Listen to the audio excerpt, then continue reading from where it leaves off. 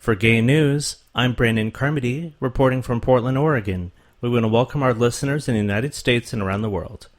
It's been nearly 17 years since college student Matthew Shepard was abducted and tortured by two men, being left to die tied to a fence, near the town of Laramie, Wyoming. He later died in the hospital from severe head injuries that he had suffered. He was just 21.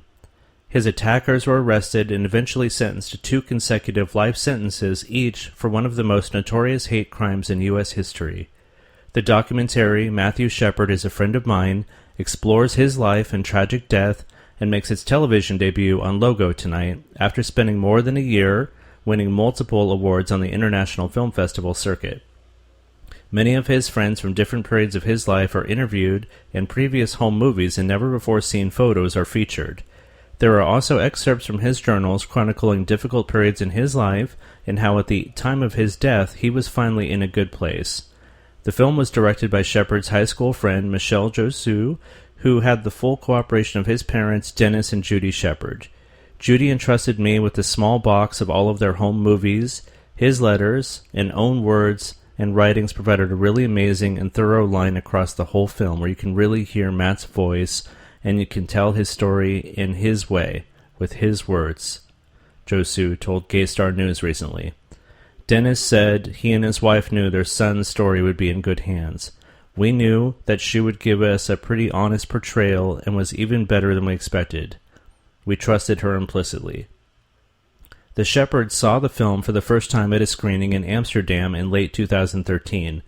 I think the hardest thing was to see him again and to hear his voice and see his smile, and then he's gone, the father said.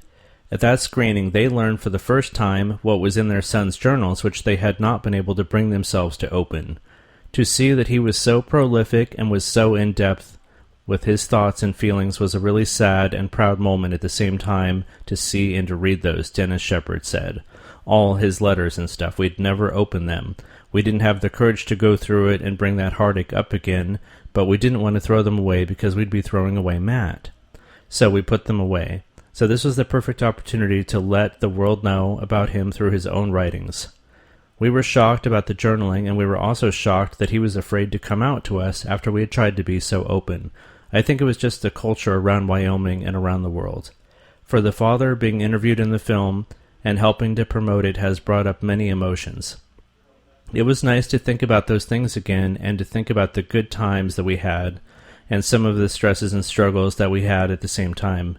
You think about the guilt that you have because you weren't there to help him in some of those struggles.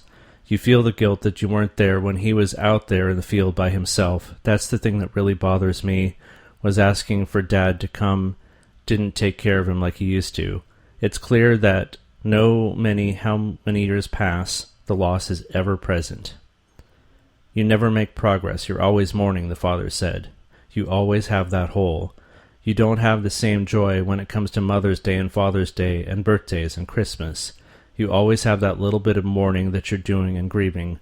But you have to go on with your life. You can't just shelter up in a corner. Matt wouldn't have wanted that, and I refused to do it because then the bad guys win. The family created the Matthew Shepard Foundation shortly after their son's death and worked tirelessly for more than a decade to get federal hate crimes legislation passed. Dennis and Judy Shepard, married for 42 years, have also traveled to 18 countries in recent years for the U.S. State Department to talk about equal rights and bullying and discrimination. "We're forced into activism," Dennis Shepard said. "We didn't know anything about the gay issues. Matt was our son, that's all we knew. We didn't know that he'd had to fear for his life, that he couldn't get a job if he was gay. We didn't know about any of these issues. It really just upset us to find this out. All of these kids with no chance to succeed because they are considered different. That's just not right." By the time Josue came to them with her film proposal, they knew it was the right time and that his close high school friend was the right person to see it through. "When Matt died, I was already in film school and interested in telling stories," she said. "I was watching our friend Matt become something else, this very enormous icon for the gay community, but one that was tied to this horrific violence. So that was also very heartbreaking for me, in addition to the way that he was attacked, and I thought, as his friend and a filmmaker, it was my duty to share with the world Matt's story in an honest, sensitive way in which it deserved to be told. It honestly took many, many years to gain enough courage and professional experience to feel comfortable. It was the first time I had lost a friend, and it was kind of a lot to deal with.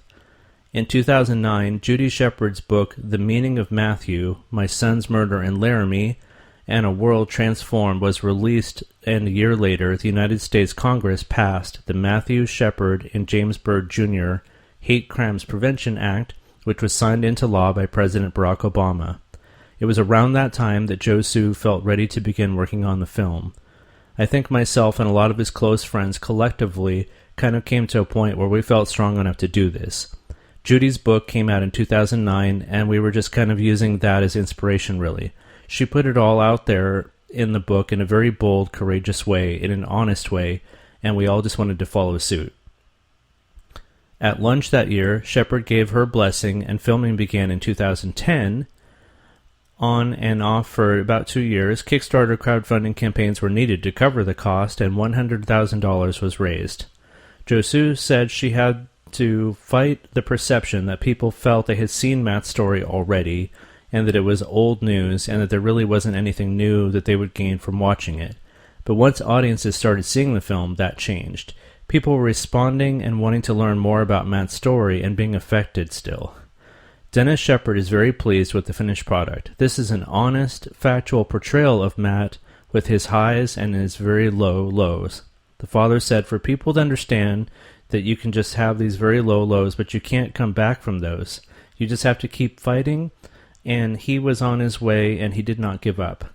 He was not this perfect child. He was far from perfect. He was a pain in the butt to his father, but at the same time, he was so caring and so loving to his family and his friends that it just made for a well-rounded individual with flaws and good points.